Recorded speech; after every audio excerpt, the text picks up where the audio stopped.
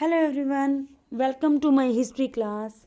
So dear student, today we will continue chapter 1st of class 11th, writing and city life.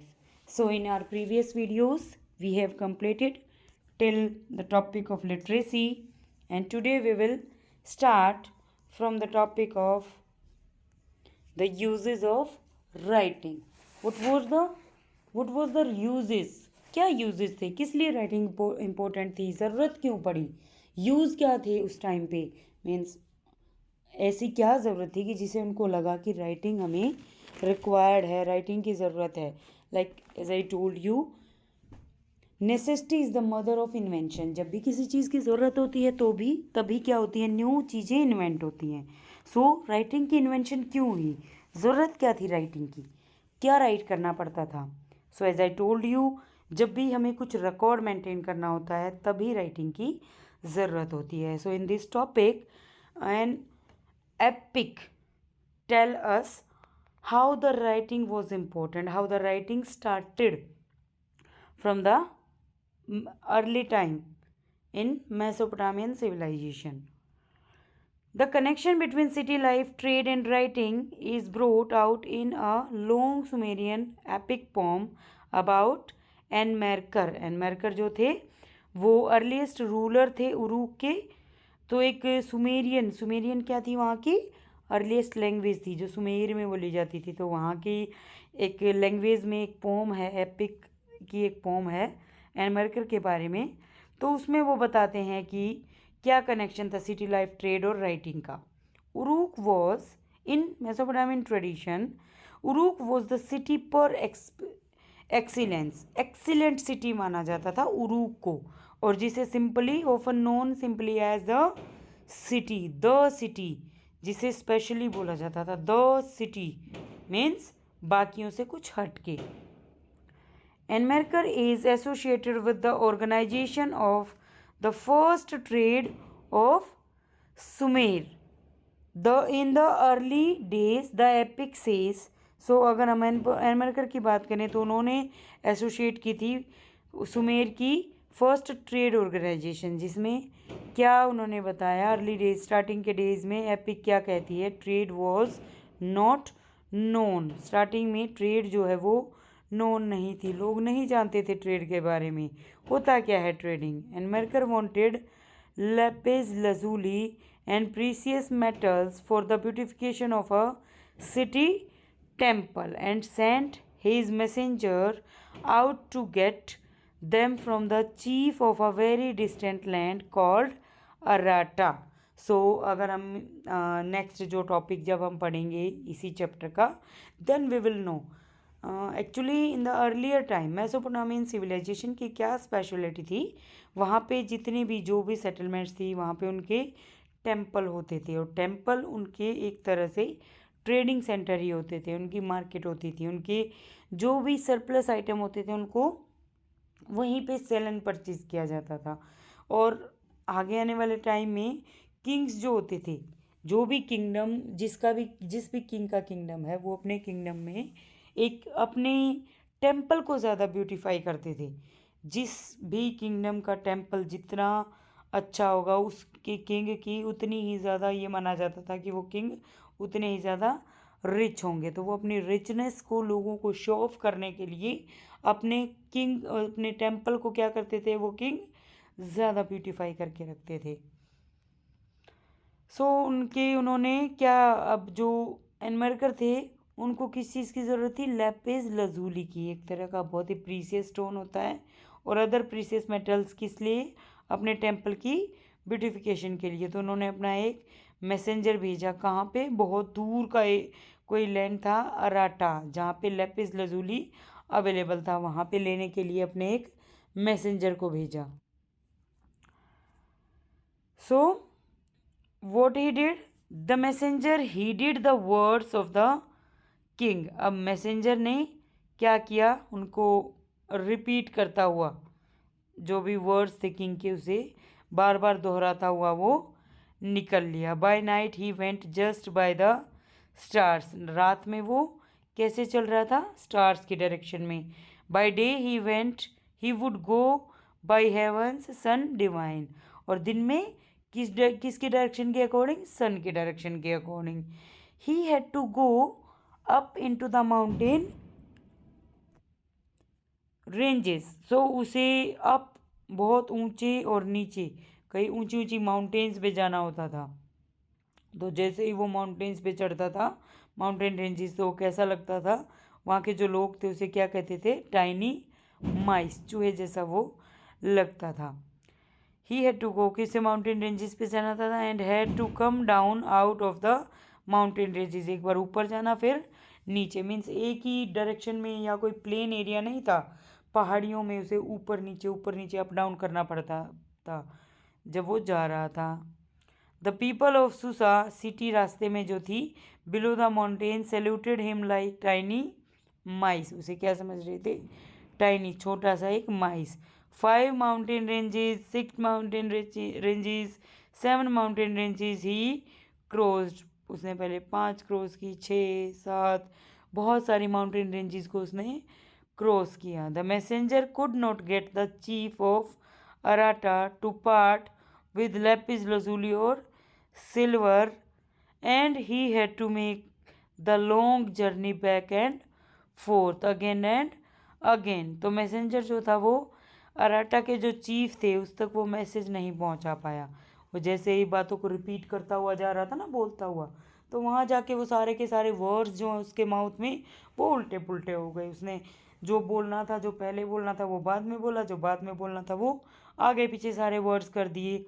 तो अराटा के जो king थे, chief थे, उन्हें समझ ही नहीं आया कि वो क्या कहना चाहता था, तो इसलिए वो कई बार आया फिर गया, फिर से दोबारा उन्हीं वर्ड्स को बोलता हुआ गया, रिपीट करता हुआ गया, और वो वर्ड्स जो थे वो उसके माउथ में फिर से क्या हो जाते थे, मिक्सड अप हो जाते थे। Carrying threat and promises from the king of Uruk, so definitely अब किंग ने किसी मैसेंजर को भेजा है, ढंग से मैसेज नहीं दे पाया, तो बेचारा डर तो रहा था, किंग आते ही उसको डांट रहा था कि काम दिया वो नहीं ढंग से कर रहा, तो डेफिनेटली उसे डर था। तो उससे डरता हुआ उसके डर उससे जो प्रॉमिस किए थे उसी चक्कर में वो क्या बार बार आता गया जाता गया। Ultimately the messenger grew weary of mouth, so last में उसने क्या वही रिपीट करता हुआ बार बार जा रहा था, और वर्ड्स को क्या किया उसने, मिक्स कर दिया। He got all the messages mixed up, then Enmerkar formed a clay tablet. उसके बाद यही कहा है कि उसे फिर एनमर्कर ने एक सोल्यूशन निकाला कि इसका कोई सोल्यूशन नहीं है, मैं इसे जो भी कह रहा हूँ वही बातें मिक्सअप हो रही हैं। तो उसने एक सोल्यूशन निकाला, क्या, एक क्ले टैबलेट बनाई अपने हाथों से, and he wrote the words down, उसने जो भी कहना था ना उन सबको क्या किया, राइट कर दिया। In those days there had been no writing down of words on clay, उस टाइम पे कोई भी राइटिंग नहीं करता था जब एनमर्कर ने क्ले टैबलेट के ऊपर राइट करके अपना मैसेज भेजा। So this is the epic, जिसे माना गया है कि कहानी जो राइटिंग की कहानी जो है वो यहीं से शुरू होती है। गिवन द रिटन टैबलेट, अब जैसे ही मैसेंजर ने रिटन टैबलेट दी, the ruler of Aratta examined the clay, उसने एग्जामिन किया। The spoke words were nails, nails का मतलब क्या होता है, ये स्टार की यहाँ पे आपको दिख रही है साइड में, uniform letters were wedge shaped, hands like nails, nails जैसे होते हैं ना, इस तरह के वो थे। तो वर्ड्स जो बोले जा रहे थे उनको उसमें ऐसे ही वेज शेप कैसे होते हैं, नुकीले, उनको वहाँ पे लिखा हुआ था। हिज फेस वॉज फ्राउनिंग, उसका फेस जो था अब क्या कर रहा था, फ्राउनिंग कैसे होता है, ग्लो करना, हंस रहा था। He kept looking at the tablet वो जो थी उसके ऊपर कंटिन्यू देख रहे थे उसे।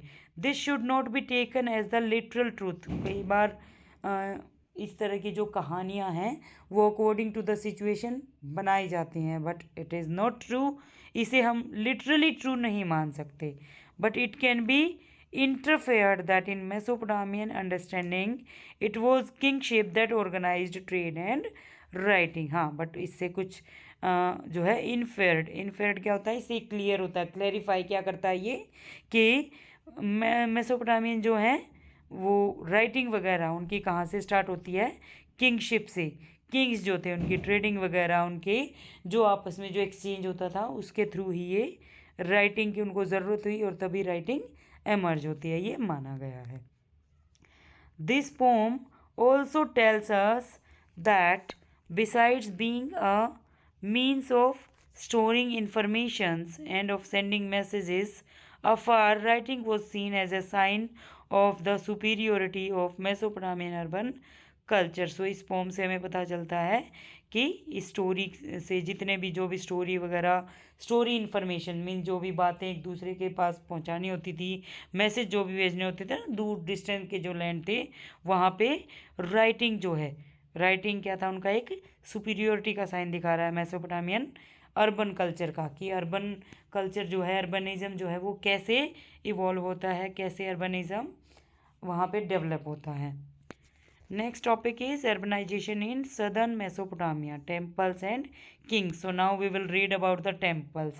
क्या क्वालिटी किस तरह के टेम्पल्स होते थे, as in previous topic I told you, जो किंग होते थे वो अपनी प्रोस्पैरिटी दिखाते थे अपने अपने टेम्पल्स को, जितना वो उसको इलेबोरेट करते थे।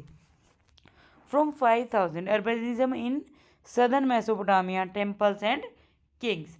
सदर्न मेसोपोटामिया की हम बात कर रहे हैं, एज वी ऑल नो कि हम ऑलमोस्ट सदर्न सिटीज़ की ही बात कर रहे हैं जो डेजर्टेड एरिया था और ज़्यादा फर्टाइल था। From 5000 BCE settlements had begun to develop in southern Mesopotamia. 5000 से वहाँ पे क्या थी, सदर्न मेसोपोटामिया में सेटलमेंट्स थी। The earliest cities emerged from some of these settlements, इनमें से ही जो अर्लीस्ट, जो सबसे पुरानी सिटीज़ थी यहीं पे एमर्ज होती हैं। These were of various kinds, ये कई कई अलग अलग तरह की थी। Those that gradually developed around temples, mostly एक कौन सी थी, जो टेम्पल्स के, like as I told you, temple क्या होते थे, उनके ट्रेडिंग सेंटर होते थे, जिसमें एक तो मेन तो श्राइन होती थी किसकी, उनकी गॉड या गॉडेसेस की, जो भी लोकल डाइटी उनकी होती थी। दूसरा आसपास उनके ना कुछ रूम होते थे, लाइक जहाँ पे अलग अलग तरह के काम, बिजनेसेस होते थे, जैसे मार्केट में होता ना, वैसे उनकी एक स्मॉल मार्केट उनका क्या होता था, टेम्पल होता था। सो डेफिनेटली पहले वो स्मॉल लेवल पे था, फिर वो इंक्रीज होता गया, ज़्यादा एक्सपेंड होता गया, और एक्सपेंस होते होते उसी टेम्पल के आसपास क्या बन गई, उनकी मार्केट बन गई, लार्ज बड़ी मार्केट बन गई। सो टेम्पल्स के साथ कुछ तो जो टेम्पल के आसपास क्या होते हैं, डेवलप होते हैं। Those that developed eight centres of trade and imperial cities, एक कौन से थे, जो सेंटर्स ऑफ ट्रेड, ट्रेडिंग से जो ट्रेडिंग सेंटर थे वहाँ पे डेवलप होते हैं, और कुछ इम्पीरियल सिटीज़ जहाँ जहाँ पे किंग होते थे, एम्परर रहते थे, उन सिटीज़ की डेवलपमेंट होती है। It is cities of the first two kinds that will be discussed here. दो तरह की, जो फर्स्ट दो तरह की है ना, ट्रेड वाली एंड जो टेम्पल्स के अराउंड थी, वो हम दोनों तरह की पढ़ेंगे। इम्पीरियल सिटीज़ के बारे में हम इस चैप्टर में डिस्कस नहीं करेंगे। So early settlers their origin are unknown, हमें नहीं पता कि वो किस, क्या ओरिजिनली वो क्या थे, सुमेरियन थे, अकेडियन थे, कौन सी उनकी जो थी वो कास्ट या कम्युनिटी जो थी वो क्या थी, तो अर्ली सेटलर्स के बारे में हमें नहीं पता। Begin to build and rebuild temples at selected spot in their villages. Build and rebuild, अब स्टार्टिंग में देखो बनाते थे, फिर उसे रीबिल्ड करते थे। हो सकता है किसी एक डायरेक्शन में पहले बना रखा हो, फिर उसके बाद वो डिसाइड करें कि नहीं अब हमारे टेम्पल को हम उस साइड बनाएंगे। या फिर मे बी लाइक उस टाइम पे क्या होता था, जो होती थी अनबेक्ड ब्रिक्स होती थी, कच्ची ईंटें वगैरह, या कच्ची जो मिट्टी वगैरह से ही बनाया जाता था उस श्राइन को, तो उसे फिर से दोबारा रेनोवेट करते थे, रीबिल्ड करते थे, जो भी एक पर्टिकुलर स्पॉट होता था वहाँ पे। The earliest known temple was a small shrine made of unbaked bricks, सबसे पुराना जो टेम्पल है एक छोटी सी श्राइन थी अनबेक्ड ब्रिक्स की। Temples were the residencies of various gods, definitely temple जो होते हैं उसमें कौन रहता है, भगवान में ही रहते हैं ना, मंदिर में। भगवान कहाँ रहते हैं, मंदिर में। तो टेम्पल्स किसके कौन कौन से होते थे, ऑफ मून गॉड ऑफ उर के जो गॉड थे वो क्या थे, मून। ये मार्क कर लीजिए, यहाँ से आपके 1 मार्क क्वेश्चन बनते हैं। और of Inanna the goddess of love and war. So ये उनकी क्या थी, वहाँ की लोकल डाइटीज थी। Constructed in bricks, brick temples became larger over time. उसके बाद ब्रिक्स वगैरह से, बेक्ड ब्रिक से बनाने लगे तो वो टाइम के टू टाइम क्या होने लगे, बड़े होने लगे। With several rooms around open courtyard. Some of the early ones were possibly not unlike the ordinary house, for the temple was the house of god. So जो हम ordinary house किसके लिए यूज़ किया है, house of god. सो कुछ areas अगर हम early once की बात करें तो वो जो ऑर्डिनरी हाउस होते हैं, गॉड हाउस की बात हो रही है। ऑर्डिनरी जो टेम्पल होते हैं उससे कुछ हट के, कुछ अलग। But temples always had their own outer walls going in and out at regular intervals. So जो टेम्पल्स थे उनकी एक क्वालिटी क्या होती थी, इन एंड आउट। वॉल्स जो थी ना, एक बार बाहर की तरफ निकली हुई थी, फिर अंदर की तरफ रेगुलर इंटरवल्स पे, कि इस तरह के कुछ डिज़ाइन हो जाते हैं ना, which no ordinary building ever had. जो और किसी ऑर्डिनरी बिल्डिंग की वॉल ऐसी नहीं है जैसी उनके टेम्पल की। जैसे किस तरह हो सकती हैं, इस तरह से रेगुलर इंटरवल पे अगर हम बात करें, लाइक ऐसे अंदर की तरफ है, फिर बाहर है, फिर ऐसे अंदर की तरफ। तो ये क्या है, हमारे रेगुलर इंटरवल, बार बार बीच बीच में इक्वल गैप छोड़ के, और फिर वो वॉल बनी हुई थी जो किसी ऑर्डिनरी हाउस की नहीं थी। कोई और घर है ना जो सिंपल, किसी घर की इस तरह की वॉल जो है वो नहीं थी। तो ये उनकी क्या थी, डिस्टिंक्ट फीचर अगर हम कहें ना। The God was the focus of worship. Definitely God कौन होते हैं, जिसकी पूजा की जाती है। To him or her people brought grain curd and fish.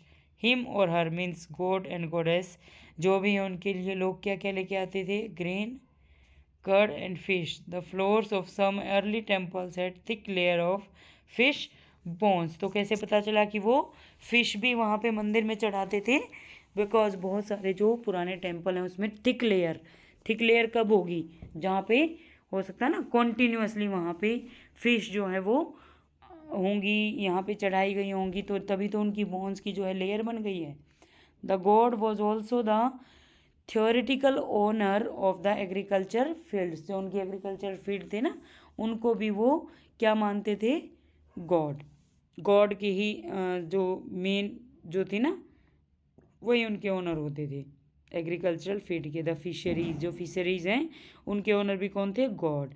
And the herds of the local communities, जितने भी हर्ट्स होते थे, जो एनिमल होते थे, वो भी किसके थे, गॉड के। In time the processing of produce, for example oil pressing, grain grinding, spinning and the weaving of woollen cloths. So ये जो टाइम होता था प्रोसेसिंग का, was also done in the temple. ये सारा का सारा काम कहाँ पे होता था, टेम्पल में। कोर्ट यार्ड होता था, like as I told you, different different type के रूम होते थे जो अलग अलग पर्पज से बने हुए थे, उन्हीं पर्पज से वो यूज़ किए जाते थे।